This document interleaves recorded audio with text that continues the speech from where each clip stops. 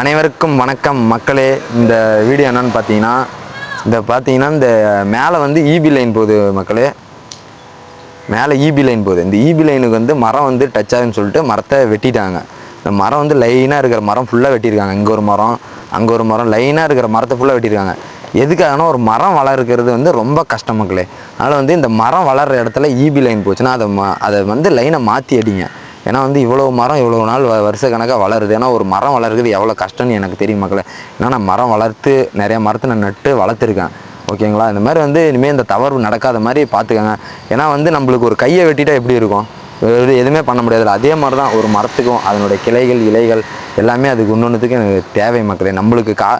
நம்ம சுவாசிக்கிற ஆக்சிஜன்லாம் எதுலேருந்து வருது? மரத்துலேருந்து தான் வருது. இந்த மாதிரி தவறை மீண்டும் மீண்டும் யாரும் பண்ணாதீங்க.